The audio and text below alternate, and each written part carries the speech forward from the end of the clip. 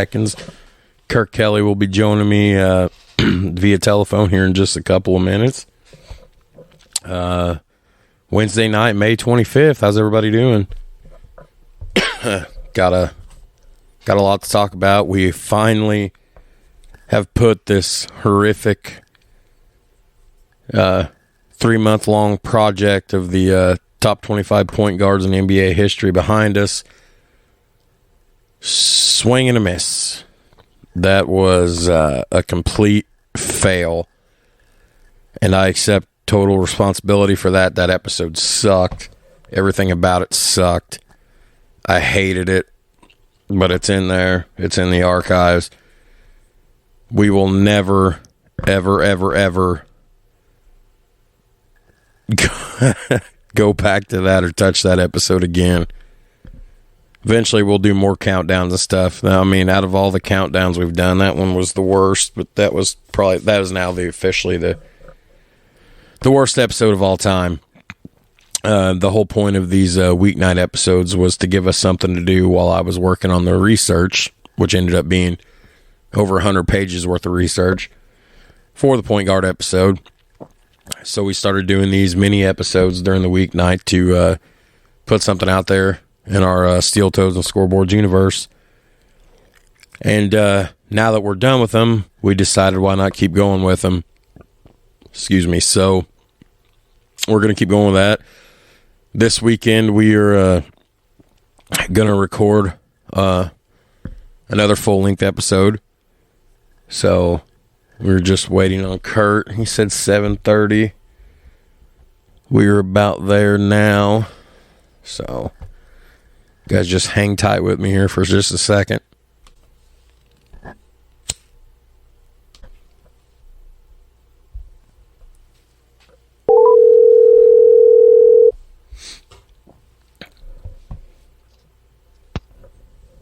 Hello? My brother. Hello? Hello, can you hear me? Yes. My brother. What's happening, bro? How the fuck are you, son? Oh, I'm doing all right. How about you? I am doing fantastic. That's awesome. How are you? Oh, I'm doing good. Doing good? Yep. Just got in eating a little bit. What'd you have? Soup. Soup? Yep, chunky soup. Junkie soup? Chunky, yeah. Man, I'm getting a lot of crackling feedback. Are you? For me? Yeah, you got your earbuds in or not? Yep. Hold on. Okay. You hear me? Yeah.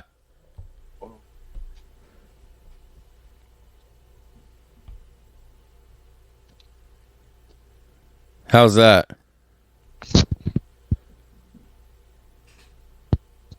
How about now?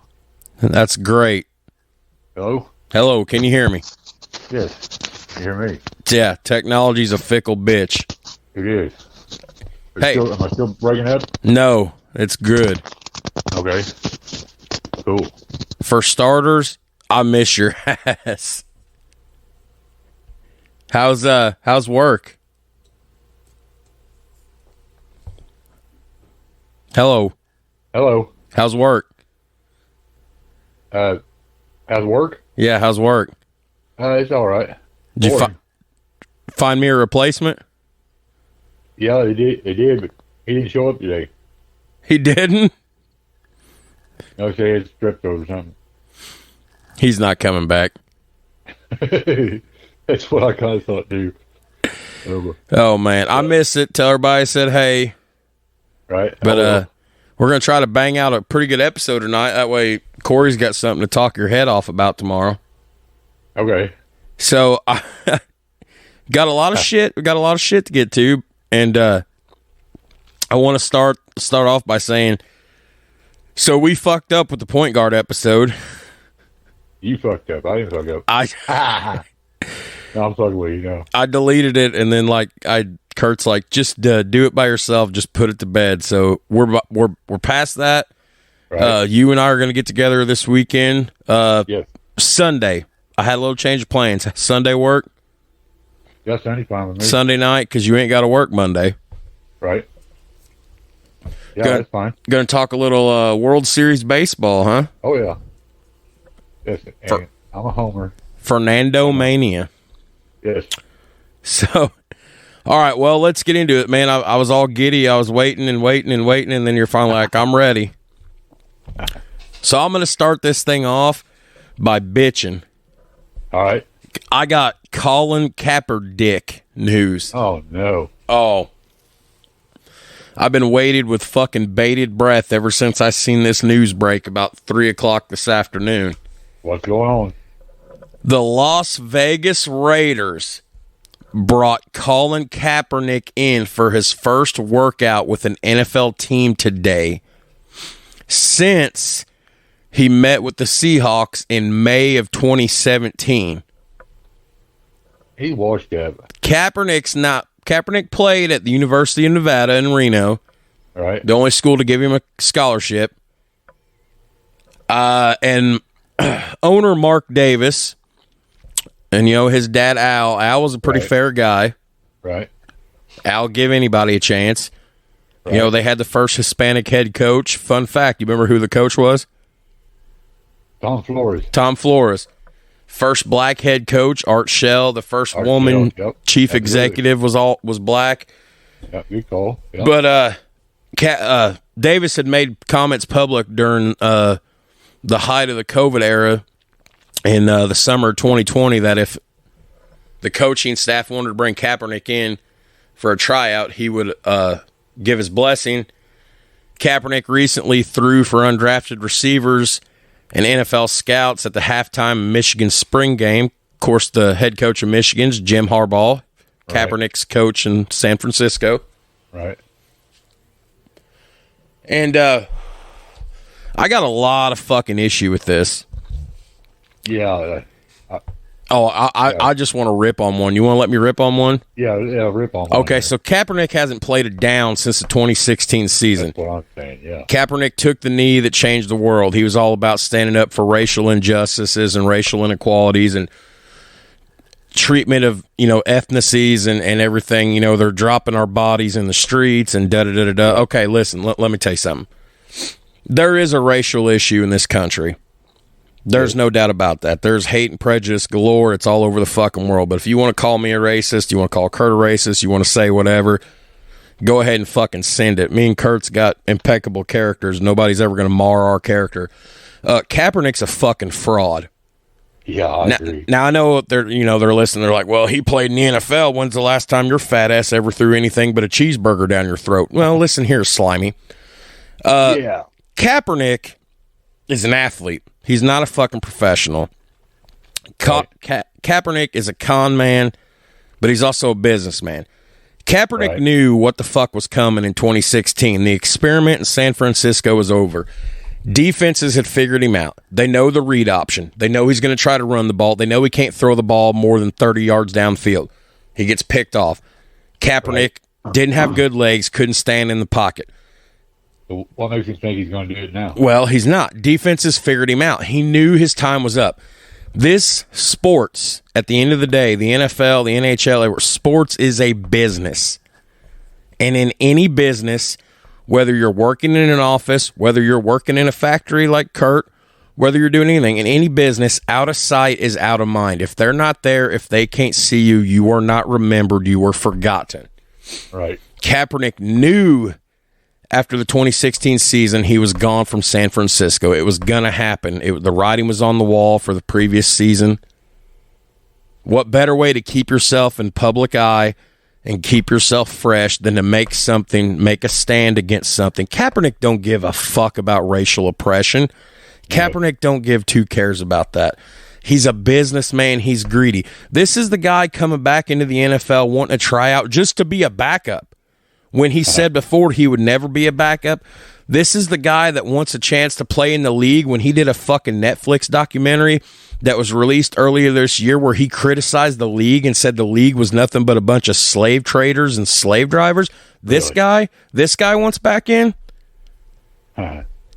I personally hope he never plays another down of professional football ever again. I will laugh on it. I will pray on it. I will sleep like a baby on it. I hope he never touches another football in the NFL again. I have to agree. He did not give a fuck about racial injustice. He did not care. And listen to the ego on this son of a bitch. Listen to this. Here's a direct quote. He said, the 2016 season was my last year, and my teammates voted me the most courageous and inspirational player. So when you're talking about people that are in the building, that has never come out that I've been a distraction. That's never came out that I've been an issue for people that I've played with. That's all hearsay. You have in racism in the back of your end zone. You have Black Lives Matter on your helmet. Everything I've said should be in alignment with what you're saying publicly. I said it before, you guys. It's a $16 billion business. When I first took my knee, my jersey was the number one jersey sold in the league. When I did the deal with Nike, their value increased by $6 billion. $6 billion with a B. He said it's all about... He said, if I'm not good enough, get rid of me, but let me come in and compete. I hope you... No. It's a no for me, dude. He's going to lay an egg. He's a fraud. He's a con man. Unless he's been working on his throwing arm, which I doubt. He's been working on scams, so... yeah, dude. Oh, God, I hate this son of a bitch with a passion, and I'm waiting. You know what? Nobody ever wants to comment on any of our shit. Now I'm begging you. I'm prodding you. Come at us now and call us a racist. Please, go ahead. He's a fucking fraud. He's a hack. I swear to God, Kurt, on everything I love, I hope he never sees an NFL game again. He's not even worthy of being a backup. I wouldn't even put him on the practice squad. No. Oh, he's been played in the Super Bowl. The only thing you've done at Super Bowl is stuff nachos down your face. Now fuck yourself. He might be able to play in a college bowl game, maybe. I'll give him a job as the water boy. Yeah, there you go. Maybe the towel boy. Yeah, there you go. All right, let's move on. I just wanted to put that at the top of the list, but we got a lot to get to. Yeah, Cap-er-Dick. Cap-er-DICK, that's what I call him. Colin Cap-er-DICK. Yeah, he's not going to make it. Okay, you want to hear something funny? Yes, I like funny. Jack Nicklaus. Okay. Did you know Jack Nicklaus is being sued by Nicklaus Companies? His own company? Yeah. No. Does that get your attention? Time out now. What? So that's got your attention a little bit? Yeah. Okay. So Jack Nicklaus is being sued by Nicklaus Companies, which says it paid the 18-time major winner $145 million in May of 2007 for the exclusive rights to his golf course design services, marketing, promotional, and branding rights. The lawsuit alleges interference, breach of contract, and a whole bunch of other shit against Nicklaus and his company. Nicklaus is 82 years old now, and it alleges that he diverted opportunities away from Nicklaus Companies for his personal benefit. In the lawsuit filed in New York State Court on May 13th, he's accused of engaging in repeated acts of bad faith against the best interests of the company, including acts to intentionally and maliciously undermine the company. It's his company. Yeah, it gets better. So, the company says he abruptly resigned as the officer of the company and director on May 3rd. They've sent him cease and desist letter. He said he would no longer accept projects from the company.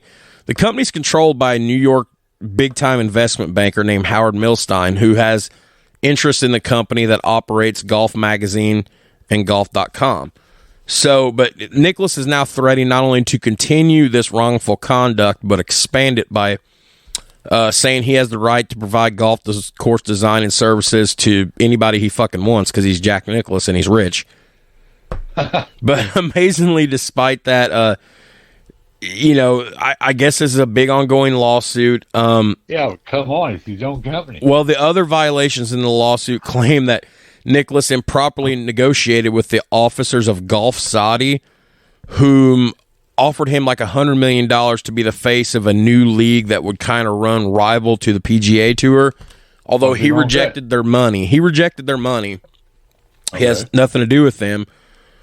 But anyway, so he's being sued by his own company. In a statement, he denied the allegations. He said, the claims made by Howard Milstein are untrue. Our relationship has been difficult.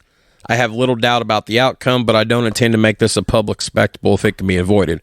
Which is the polite way of an 82-year-old man saying, go fuck yourself. Fuck you. Yeah. Pretty much. Yeah. So, okay, so it's just, I just found that pretty funny. Interesting there. That's fucking crazy. His own company. Yeah. He's on the Mount Rushmore. I mean, come on. So, we talked about the Raiders a minute ago about Cap-er-DICK, but Raiders. They're in the kind of in the news again. Vegas Raiders. Yeah, they're kind of in the news again. So, a Nevada judge earlier this week denied the NFL's motions to dismiss former Raiders head coach John Gruden's lawsuit against the league and Commissioner Goodell, and they moved the case to arbitration. The rulings are going to allow the lawsuit to proceed to trial unless a settlement is reached. Basically, what this is Gruden's filed a lawsuit on November 12th in Clark County, Nevada, against Goodell and the NFL, stemming from when he resigned as coach on October 11th with the email scandal that came out that included anti-gay and racist language and stuff and whatnot. Goodell, I guess the lawsuit is basically, it's saying that Gruden thinks that Goodell and the NFL purposely are the ones that leaked the information because they were wanting to force him out. What? Yeah, so, it's somewhere in the neighborhood of like $15 million for damages. Yeah, really. The NFL, back on January 19th, filed a motion to dismiss, but the courts are saying it's going to go. So unless a settlement will be reached between the NFL and Roger Goodell and John Gruden, it will go to trial. Well, $15 million for damages and duress. Emotional damages and emotional duress. Well, I could... with $15 million, I could make myself forget about a lot of shit. Right? Yeah, me too. Fucking too many lawyers, man. Too many lawyers in football. Baseball's got a few. The quarterback, what did it say? The pitcher got $1 million, and the quarterback, he got two. Yep. Little Bo Cephas. Yeah, little Bo Cephas. I got a little bit of Steelers news for you. It's nothing real noteworthy, but I threw it in there just to make you happy. To Pickens. Huh? Pick it to Pickens. That's going to be a resounding praise on your here. Oh, here we go. Pick it to Pickens. You know what? Touchdown, Steelers. I had so much time today to prep for this, weeknight episode. So that was awesome. Instead of me rushing home the way we used to do it, getting off at 4 o'clock and then having to put it all together in 2 hours. Right. So anyways, they just basically named their new general manager. He is a foreign guy. I guess his name is Omar Khan. He's the new general manager. He is replacing Colbert. Colbert, that's correct. Colbert, I couldn't think of his name. Yeah. He's replacing Colbert, who stepped down following the season. Word around the office is Khan has been with the organization for a little while in other roles. He's been with the team, I guess, for 20, 21 years now. Really? As part of the operations department of the team, so there's high hopes on him. Rooney gave him the rub there. Said, he's... anyways, he's the new face of the... Well, time will tell. Okay, you like when we do callbacks, when we touch on stuff that we've talked about before and we kind of keep updates on it? Yeah. How about Cain Velasquez? Yeah, there you go. You want a little update on that? Yes. So he was first denied bail on March 7th.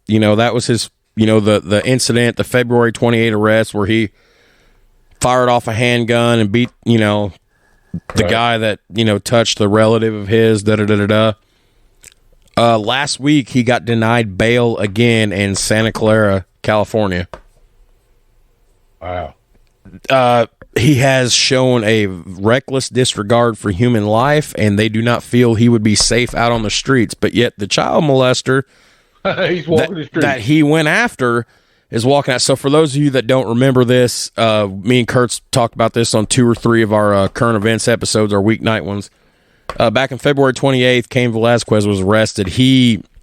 There was a young man named Harry Eugene Gillart who molested a child. We don't know how old, but someone under the age of 18 molested a member of Cain Velasquez's family.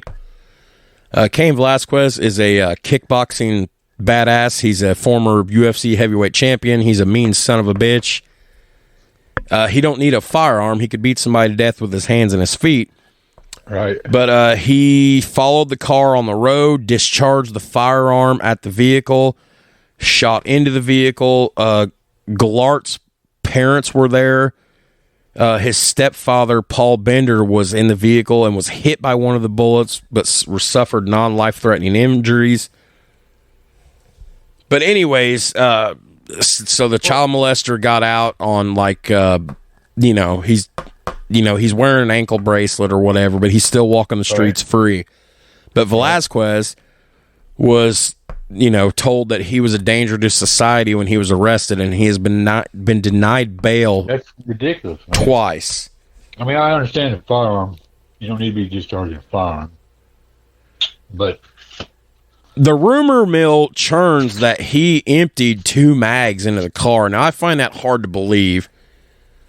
I mean, he was carrying a 40. It wasn't a 9mm. It wasn't a 45. It was just a 40 caliber handgun. Multiple times. I don't believe there was 2 mag dumps. I don't believe that. Yeah. I believe he fired a few shots. 2 mag dumps is a different story. It was the child apparently is under the age of 14. I found it in my notes here. Okay.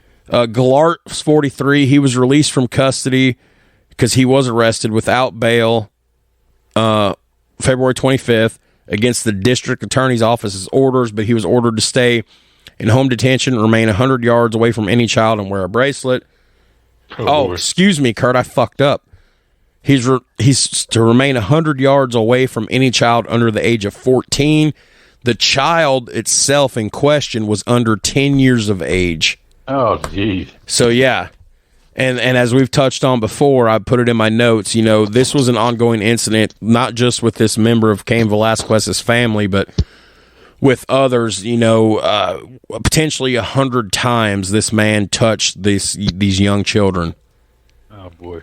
But, yeah, Velasquez has been denied bail again, and many people in the sporting world, professional athletes, have come to the defense of him, especially a bunch of the UFC guys, including Ronda Rousey, Dana White. At the same time, we can't be toting a gun and shooting in people's vehicles. No. But I agree. It's there ought to be some sort of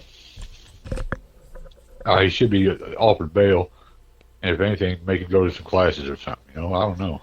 But the other guy walking the street, that's crazy.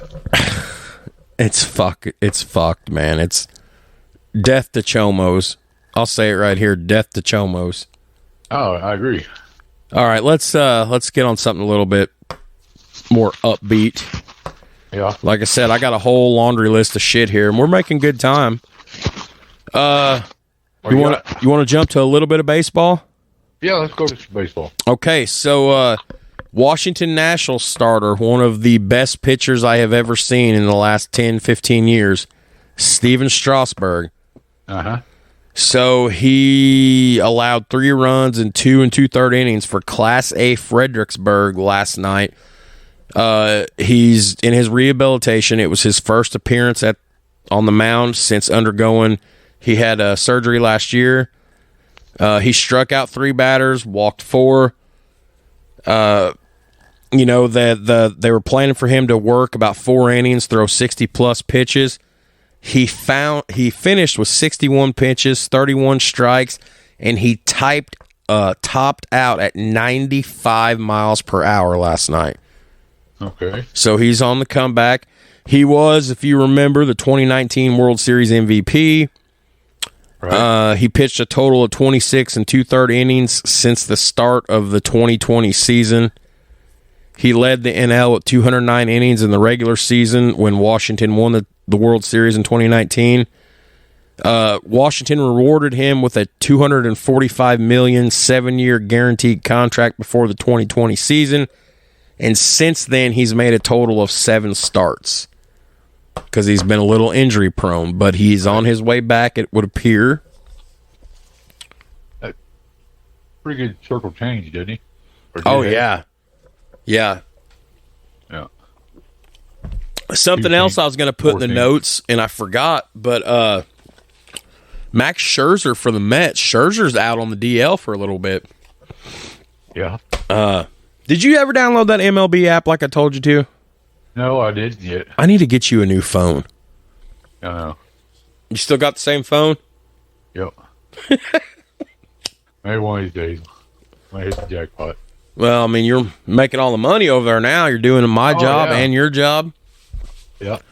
Is it boring without me? No, I haven't had to do any of what you did. Who's been doing all the skid dump processing and everything? Asher. My God, they throw my desk away, or is it still there? Oh, it's still there. So the new guy made it a day, huh? Well, I mean, he said he was sick. I guess his sister had strep throat. He said he started feeling sick. So is he a young guy? Yeah, he's little. He's probably he's younger than you yet. Oh boy, a couple years. Is he in shape better than I was? Good to climb all over shit all the time? Maybe. I haven't really seen him in action yet. So. Man, I miss it. Oh yeah. I miss the people. Oh yeah. I mean, I talk to myself all day long talking sports because I ain't got you to talk to now. I'll try to remember to send you some, da-da-da or, Yeah, this or that. Yeah. How'd you like the last one? That was good. Kurt texted me before the show. He said Homer Simpson or Ned Flanders. I said Homer's cool, but everybody loves Ned because he's so annoying. You can't hate Ned Flanders. Yes, that's right, Diddley dude. Okay, so I get a pro wrestling reference in on every show. Right. So I got some pro wrestling news, and it actually is pro wrestling news, and you might get a kick out of this. Okay. I've been looking at buying tickets for this. I went to WWE Monday Night Raw Monday night in Evansville, by the way. Oh, yeah? Oh, yeah, dude. I had great seats right by the stage.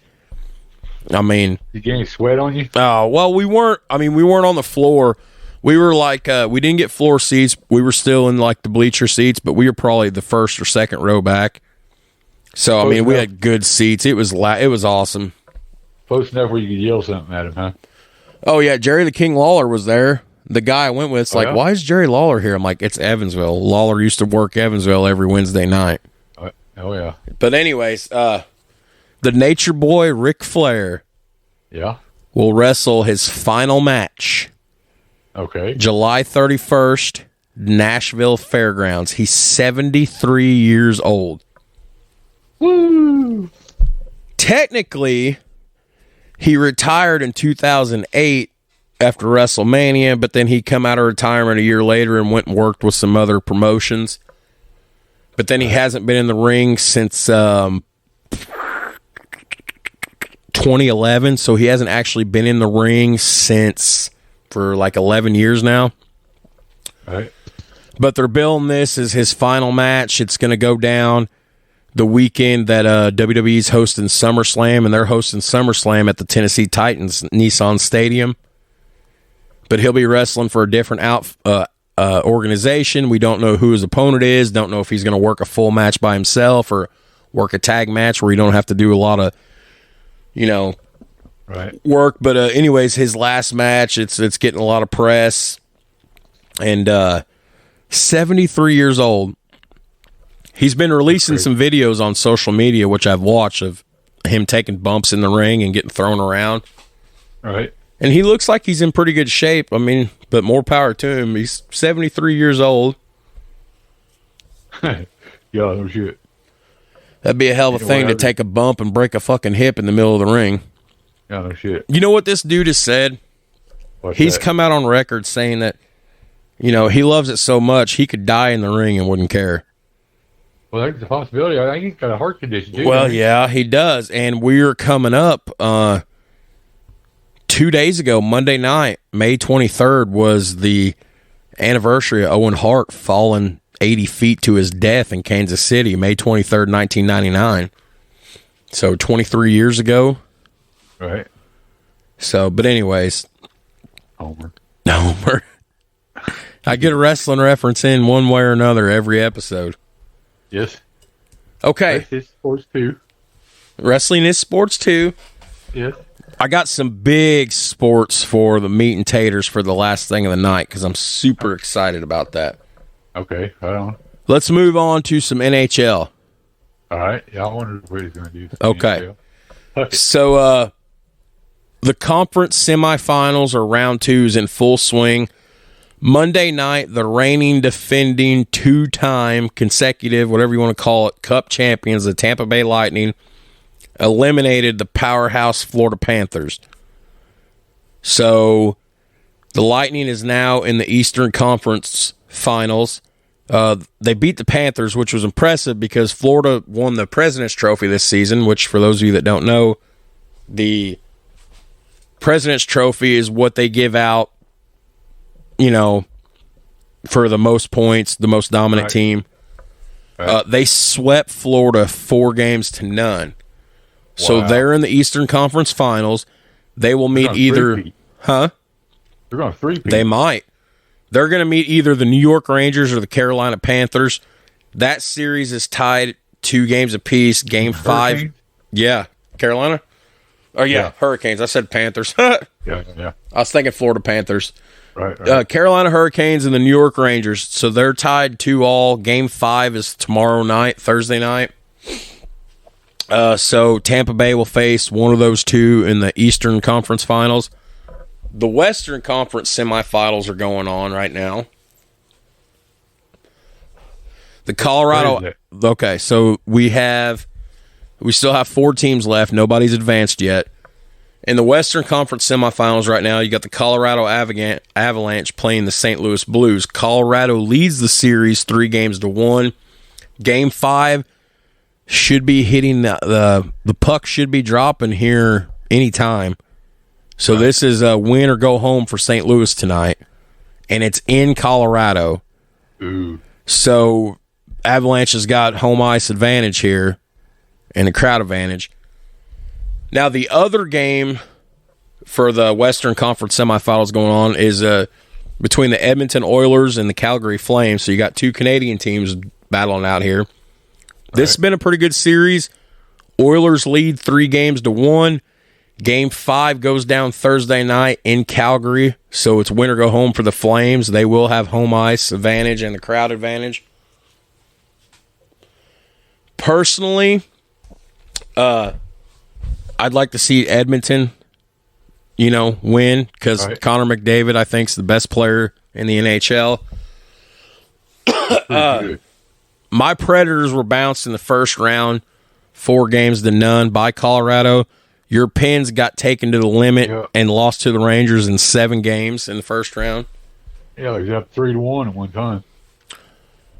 I'd love to see somebody take Tampa Bay out. And honestly, personally, I'd love to see the Oilers against the Blues in the Western Conference semifinals.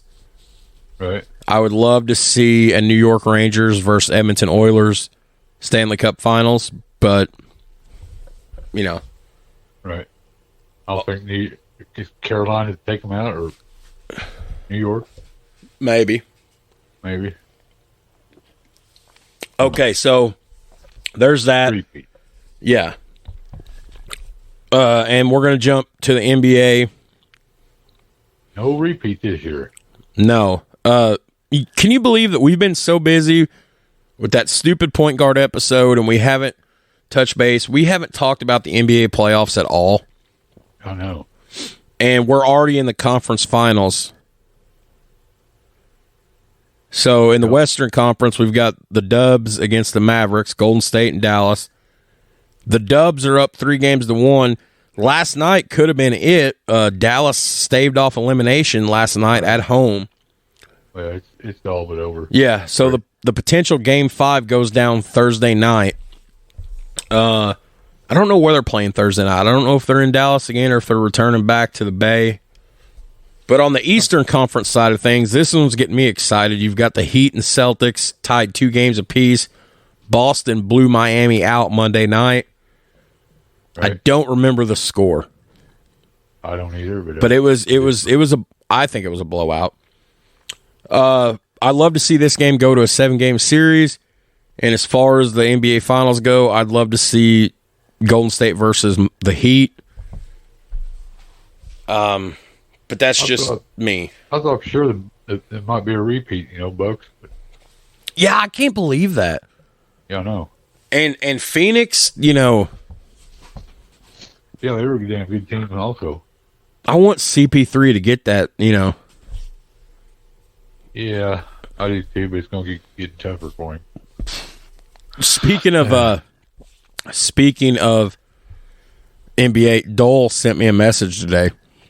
Oh, yeah? Oh, yeah. He's still chapping that ass about the Steph Curry. I love Dole. It was an article, and basically it basically talked about how that Curry's going to pass Magic as the greatest point guard of all time. I'm like, my God, Dole, I put Steph Curry in at 3 or 4, but he wanted Curry to be number. It's that young mentality. Yeah. I mean, there's no doubt that he's definitely going to pass him up. You think so? Yeah. Are you telling me that? You believe that? Yeah, I really do. I mean, he's unbelievably talented. But I don't know. Did you hear the news about what happened in Texas yesterday? Yes. So I didn't hear about this until like 10 o'clock last night. Like, I mean, this was breaking news all over the world, but I had my head so far up my ass in work-related things. I didn't hear about this until like 10 o'clock last night.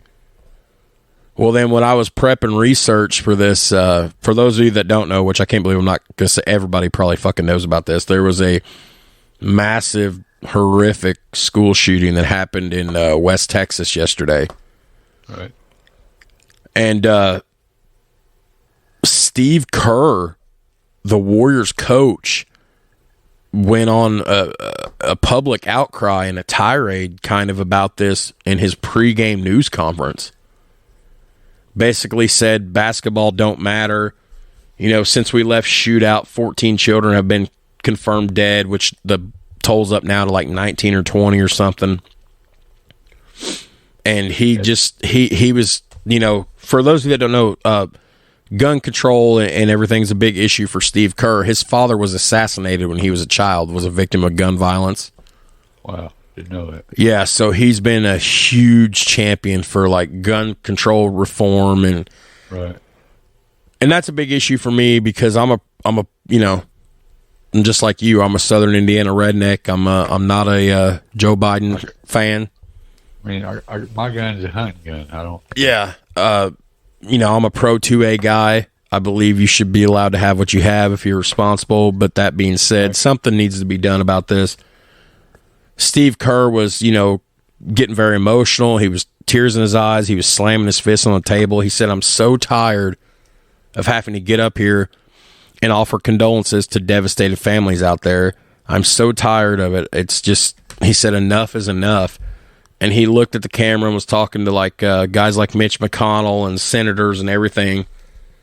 And he pointed out several bills in Congress that passed in the House of Representatives but never made it to the Senate floor about tighter background checks. And honestly, I don't have all the details of it yet, but they said this 18-year-old student that caused the shooting literally went that morning and bought a gun.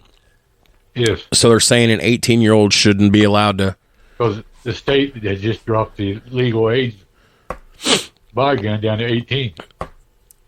I mean, what the fuck, dude? I mean, parents aren't supposed to bury their children. Well, I know. And this was, I mean, and my God, this sounds fucked up to say, and I'm sure someone's going to take it out of context somewhere. This wasn't a high school shooting. This was an elementary school shooting. Right. This was, 7, 8, 9, 10-year-old kids. Yeah. Senseless. Senseless. That's the perfect word for it. And, Kerr was just, very adamant about this, very emotional. And you're not a social media guy. No. I am. And it's all over social media. Professional athletes from every walk of life, from every sport, have been on there voicing their opinions. And just, man, I don't know. I'm a 2A supporter. I'm a 2A guy. But even I put on Facebook last night that, something's got to be done. Right. There these mass shootings going on, that's one thing, but the fact that it was a school, next year when school starts, because today was the last day of school for my kids, next year I'll have a 5th grader, a 3rd grader, and a preschooler. Oh, boy. Anyways. Yeah. It's sad. I don't really want to stick on it much, but I just wanted you to know, like, Kerr was pretty adamant about this. Right. Yeah, understandably. Yeah. All right, so what I've got saved for the end here is what have we been really talking about lately? What is the one sport we've really been adding shit to, like, every week? Like, we're talking about it every week now. What's the one I get excited about? Boxing. So, yes. Can we talk a little boxing? Oh, yeah. I've been watching Butterbean all week. So, see, I'm starting to light a fire under your ass. This is kind of like... I've been watching all his old fights. Hey, can I get a second pro wrestling reference in? Sure. Butterbean was at WrestleMania 15 in Philadelphia in 1999. All right. Let's knock the fuck out of professional wrestler Bart Gunn. How did this happen? So, at the time in the summer of 98, the WWF decided that they were going to have a shoot fight tournament. And as you know, I've told you before, shoot means it's real. It's not scripted. Right. So they were taking these professional wrestlers in the company and putting boxing gloves on them and putting them in a shoot fighting tournament. And the guy that they didn't expect to win won. The guy they wanted to win, they were going to try to rig it for this one guy to win. He got knocked out in the first round by this guy named Bart Gunn. Bart then thought he was a badass, and he won this, amateur championship. Well, it pissed off Vince McMahon, the owner of the company. So they decided they was going to put this to use. So they decided they was going to put him in the ring at WrestleMania in a boxing match against Butterbean. A professional fucking boxer. Right. This guy's no joke, neither. No, Butterbean's got heavy hands, son. Heavy-handed, yes. He's Eric, I can't remember his last name. Eric's his first. Yes. Ish. Yeah, he's he's a nasty, nasty, nasty knockout artist. And yeah. Go ahead. Eat a couple punches, just get in position and knock you the fuck out. And what was so funny was during this, and I was 12 years old when WrestleMania 15 happened in 99. I was sitting there watching it with my dad. I can tell you everything. I can tell you everything about it. Right. Homer. Yeah. I am. But anyways, oh man, you know what I forgot to hit for Kaepernick earlier? What's that?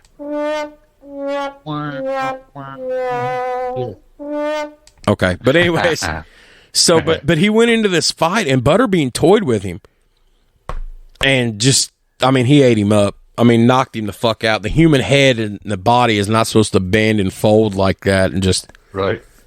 But anyways, my favorite is Johnny Knoxville Butterbean. That's the funny. That? I remember that from being. Is Butterbean okay? yeah. Is Butterbean okay? Are you okay, Johnny?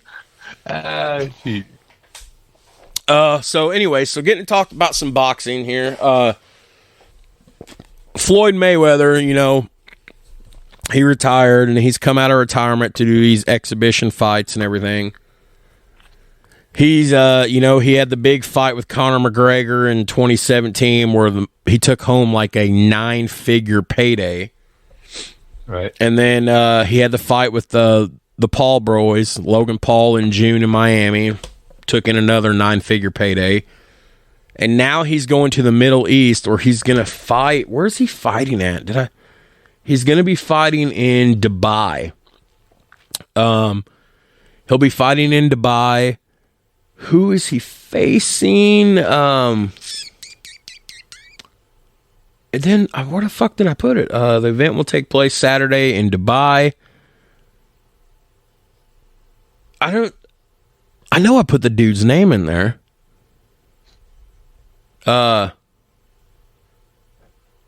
Technical difficulty. Oh, he's fighting Don Moore. Some guy named Don Moore. I have no idea who Don Moore is. Couldn't tell you anything about it.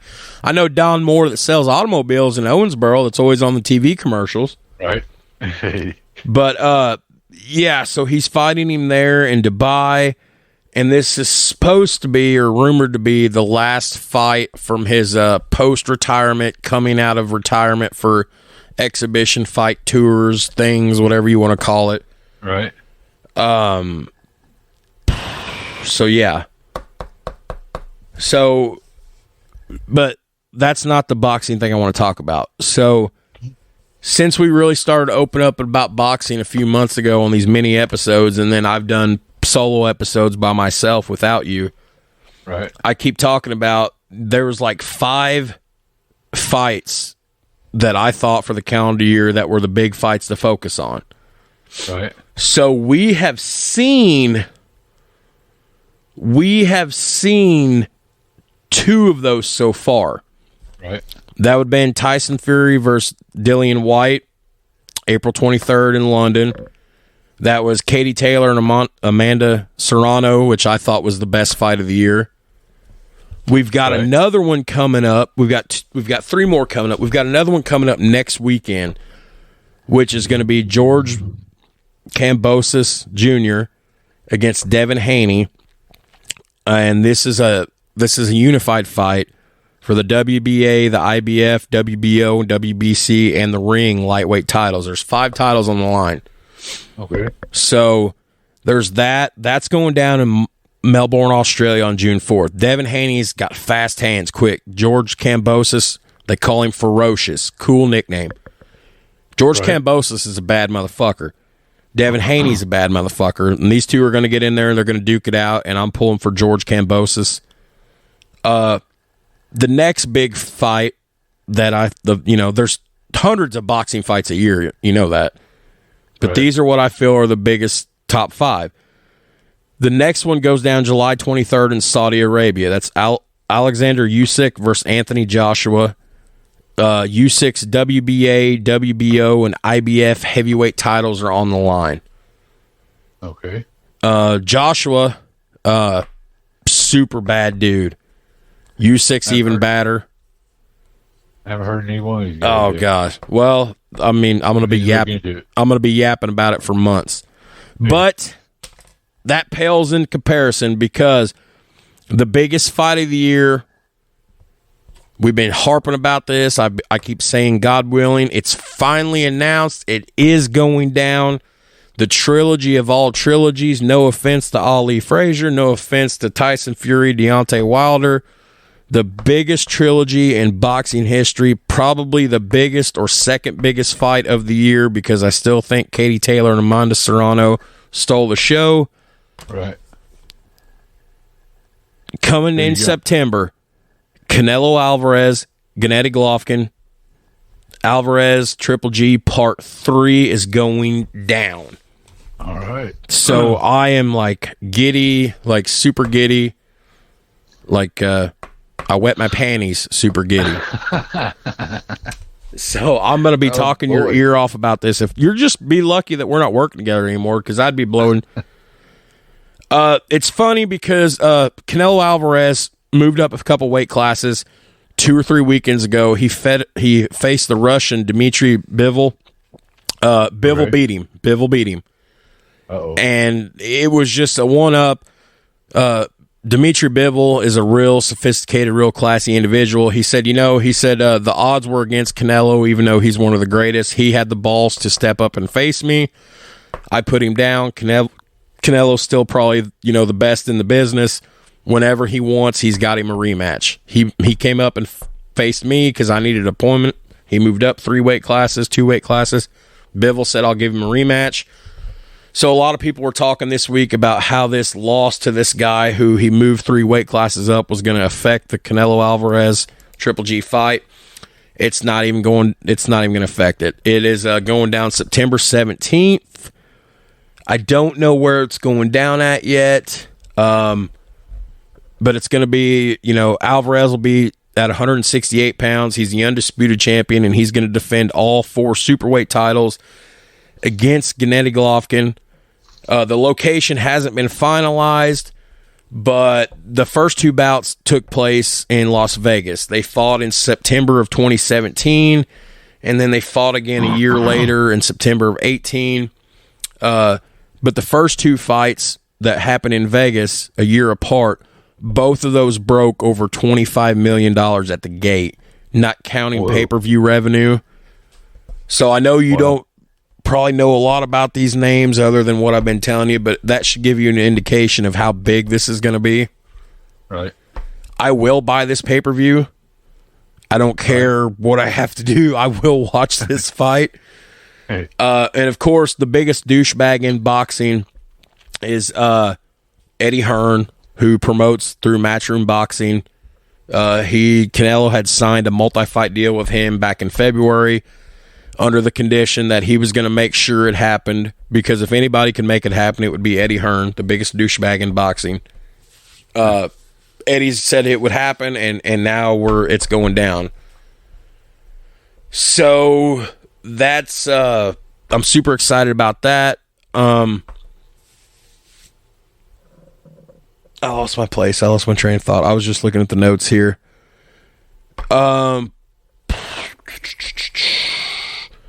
There's going to be a lot to go on with this because, like I said, they fought September 2017. They had a rematch in September of 2018. There's been a lot of shit thrown at each other. Both these guys have kind of tossed been a lot of loose lips between these 2 guys for, 4 or 5 years now. Right. The trilogy of all trilogies. They fought to a draw and won, and then Canelo Alvarez beat him in the rematch in September a year later. Gennady Golovkin has went on record saying he believes he won both fights. So here we go. So yeah, Gennady Golovkin said just a few days ago, he told ESPN.com, he said, I do not look back at the decisions. I thought I won the first 2, so when I win the 3rd one in September, it's just going to feel the same to me. Oh, boy. So, yeah, this is going to smash gate records, pay-per-view records. And that's all I've got, and I know you probably want to talk maybe a little baseball. I don't know, but that's all the notes I have. So, that's all right. What do you want to talk a little baseball? Yeah, sure. Team with Yadier Molina pitched first few innings there the other night. Yeah. Against Pittsburgh. He didn't fare so well. That's kind of interesting. Albert Pujols pitched too, I guess. Yeah, I seen that. I was yeah, I seen that. So we went to Hooters Monday night after we left WWE Raw. Right. And it's just kind of funny to me that Pujols is back. We know he's retiring. He's still there. Wainwright's still there, and Yachty's still there. And I'm sitting there wondering if anything's been said about Yachty and Wainwright. I haven't heard it. I don't remember it. But if Pujols goes, I mean, wouldn't it just be cool, even though I'm not a Cardinals fan, to see them 3 all ride out together? This be their last year. That would be pretty cool. And they've got they signed Nelson me and my buddy Jason, we were sitting there looking at MLB Network. The TV we set on right in front of us was on MLB Network. Do you know how many Gold Gloves is between some of them guys? Between like Nelson Arenado and Pujols and fucking Yachty and all them got like there's a bunch of Gold Gloves. They're kind of stacked. Yeah. And I think Nelson, correct me if I'm wrong, but I know you don't have the MLB app, but I know you're checking baseball shit every day. I think he had a walk-off grand slam the other night. Yeah, I think so. So, are they? I mean, a closer, some help in the middle relief, and they could go and stay healthy. They could go deep into the ball. Could. Let me check the standings right now. My Phillies are playing Atlanta. Right now, the Phillies are sitting back in third place in the NL East. They're at 20-23. They're 4-6 in their last 10. Of course, the Mets is on top of the division. Atlanta's in second. Of course, you know who's on top of the NL West, don't you? Oh, yeah, the Dodgers. 8-2 in their last 10, 29-14. You fucking homer. Yankees are on top of the AL East. They're at 30-13, 6-4 in their last 10. Minnesota Twins are on top of the AL Central, 27-17, 8-2 in their last 10. Houston is on top of the AL West, 28-16, 6-4 in their last 10. And I realized we totally skipped the NL Central. So the Brewers are on top there, 28-16, 7-3 in their last 10. Yeah, Cincy's in the basement in the NL Central. Not surprised. Pirates are 18-25. Cubbies are 18-24, and the Cards are 24-19. So there they are. I mean, you never know. A couple pickups here and there. Dodgers and the Twins are, over the span of the last two games, best in both leagues, Dodgers and the Twins. They should be. I mean, Dodgers should be. They got the payroll. Got the players. I don't know. There was something else I seen today that I was going to put in here, and I didn't. It was something about baseball. I'm looking back through the news right now, but I guess it's not. It was about arbitration. Something going on with arbitration, and I guess it's not that important, bro. I can't find it now. So yeah, that's about all I've got. Unless you just want to spitball a little bit or call it a night, I guess it don't matter to me. I gotta get cleaned up stuff yet. But, oh yeah, you got work tomorrow yet? Yep. So there's been a change of plans. So instead of Saturday night, I figured I'd come hang out Sunday night since you ain't got to work Monday. Right. We'll talk a little. 1981 World Series. Do you know how many World Series the Yankees and Dodgers have played against each other? Several. I mean, we're going back to when they was in Brooklyn too, right? Yeah. I don't know, probably 8 or 9, 10. Let me look, because I got the information right here. Because I'm looking at my notes. Here's direct from my notes. They have formed one of baseball's most storied rivalries. Even when the two franchises 11 times total they faced off in the World Series. Really? That's pretty cool. 11 times. Yeah. And I want you to think about this a minute. Going back to days between the Brooklyn Dodgers and the LA Dodgers and the Yankees. Listen to this list of players that have seen battle with these franchises. Okay. Bill Dickey, Joe DiMaggio, Phil Rizzuto, Yogi Berra, Whitey Ford, Mickey Mantle, Roger Maris, Mr. October, Dave Winfield, Gil Hodges, Duke Snyder, Jackie Robinson, Roy Campanella, Sandy Koufax, Don Sutton, Don Mattingly. Hall of Famers. Yeah. Oh. And then, but they faced off 11 times in the World Series. The very last time they faced in the World Series, is the one we're covering this weekend. Yep. 10-year-old Kirk Kelly will, I guarantee you, I'm not going to be talking to you when we're doing this. I'm going to be talking to 10-year-old Kirk Kelly. Absolutely.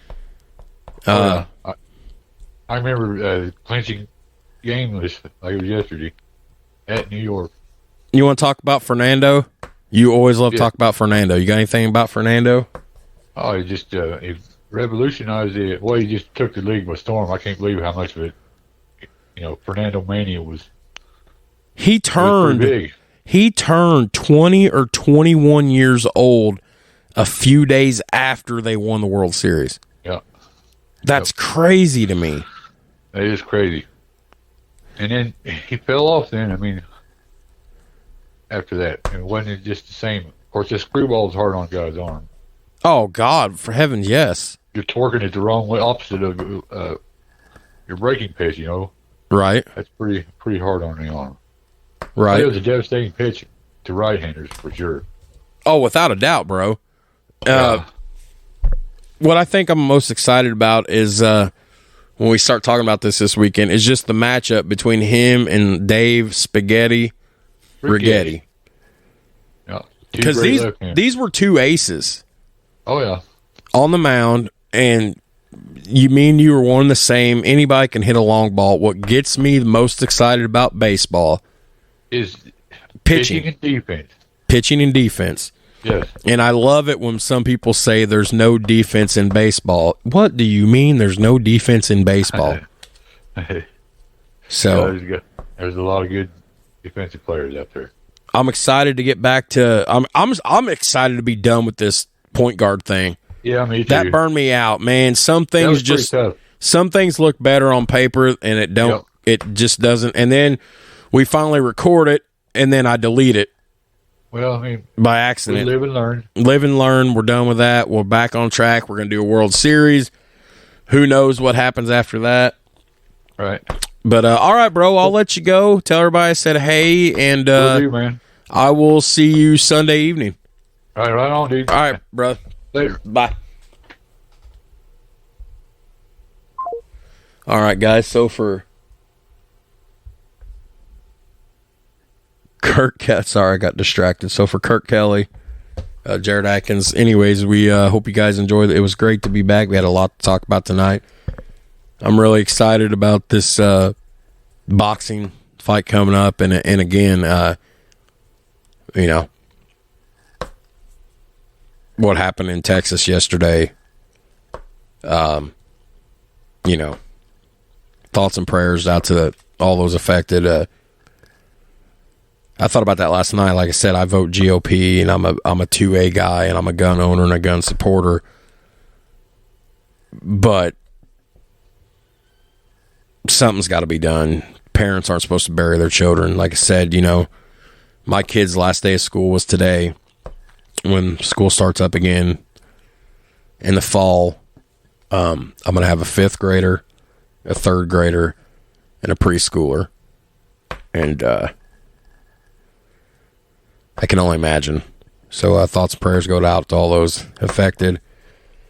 And anyways, I hope you enjoyed another Weeknight Chronicles, and we will catch you guys later this weekend when we do the 1981 World Series, Yankees-Dodgers. Thanks, guys. Oh, didn't mean to hit that. All right, peace.